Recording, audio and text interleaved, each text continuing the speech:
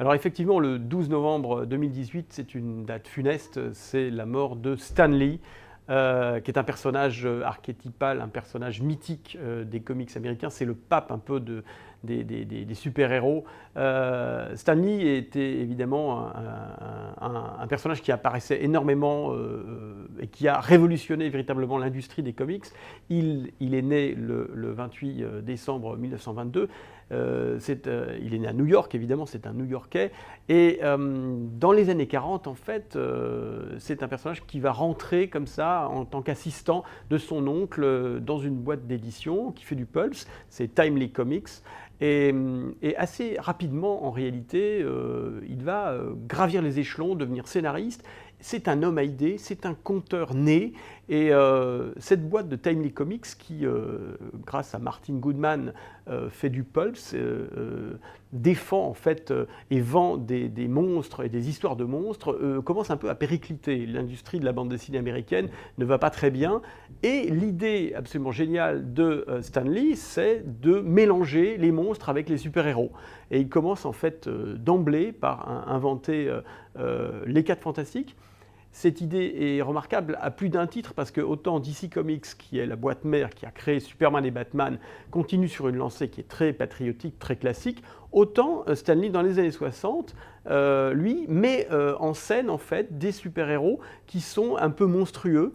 C'est lui qui va inventer l'homme araignée, Spider-Man, et ça effectivement, ça va être révolutionnaire.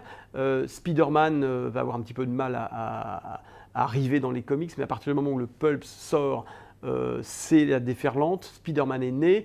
De cette naissance-là, évidemment, vont découler un nombre incalculable de super-héros. Je pense qu'il a inventé plus d'une centaine de super-héros, Stan Lee, dans toute sa carrière. C'est un homme à idées, c'est un conteur, c'est le Homer un peu de la pop culture américaine. Et pourquoi est-il si révolutionnaire? Tout simplement parce qu'en réalité, il invente une façon nouvelle de parler des super-héros et de l'Amérique. C'est-à-dire qu'en fait, il invente des groupes. Et le premier groupe qu'il invente, c'est un groupe qui est lié à la famille, avec une structure qui est familiale, c'est celle des 4 Fantastiques. Ils ont des rapports très familiaux, le père, la mère, la sœur, le frère.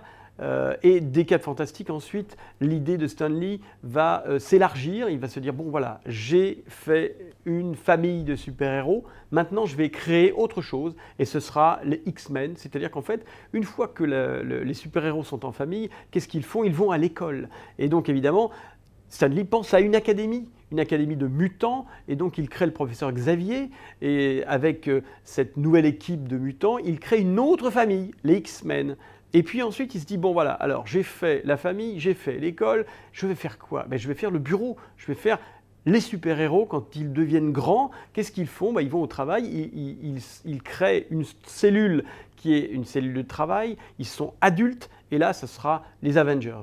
Et toutes ces idées mises en place par Stan Lee au fil des années, en fonction des modes, vont véritablement révolutionner l'industrie du comics. La patte de Timely Comics, qui est rebaptisée à partir du moment où il y a du succès Marvel, les Marvel Comic Groups vont devenir effectivement très pop, très 60s. Il y a quelque chose lié à l'humour et à la monstruosité dans ce qu'elle a de plus positif. C'est qu'en fait, la différence, c'est l'acceptation de l'autre. La mort de Stan Lee à 95 ans, c'est quelque chose comme une page qui se tourne pour les États-Unis dans la pop culture. C'est effectivement le pape des comics qui n'arrêtait pas de dire Excelsior. C'est un mot qui, à mon avis, dans tous les réseaux sociaux mondiaux a dû être employé depuis la mort de Stan Lee des milliards de fois. Et pourtant, effectivement, il est toujours là. Sa postérité, on va s'en apercevoir, elle va être énorme. C'est quelqu'un qui va marquer durablement l'histoire des États-Unis, l'histoire de la pop culture américaine.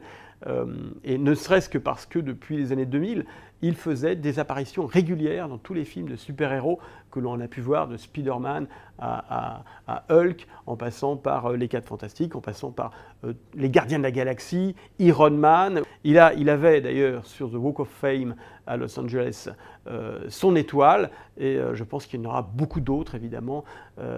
Et à ce titre d'ailleurs, ce qui est assez amusant, c'est que paradoxalement, sa mort va être l'objet d'une sorte de paradoxe étonnant. À la fois, il vient de mourir, et à la fois, un livre allait sortir sur lui, et pas n'importe quel livre en réalité, un espèce de monstre, un mastodonte, comme seul Benedict Taschen sait en faire. C'est un livre hallucinant, je vais vous le montrer, il pèse 12 kilos, il fait 444 pages, c'est un phénomène d'édition. Vous voyez, il est énorme. Il a été travaillé et scénarisé par Roy Thomas. C'est un livre comme seul, effectivement, les éditions Taschen peuvent en faire. On y voit d'ailleurs la photo de Stan Lee avec une coupe de champagne à la main. Ce qui est amusant, d'ailleurs, c'est de se rendre compte qu'à l'intérieur de cette coupe de champagne, il y a une araignée. Et évidemment, c'est typiquement l'humour de Stan Lee, voilà. À la fois le monstre, la coupe de champagne, l'humour. Et donc voilà, Excelsior Stan Lee, on pense bien à toi, et on espère que du haut de tes étoiles, tu pourras pouvoir continuer à voir les super-héros que tu as inventés sauver l'Amérique.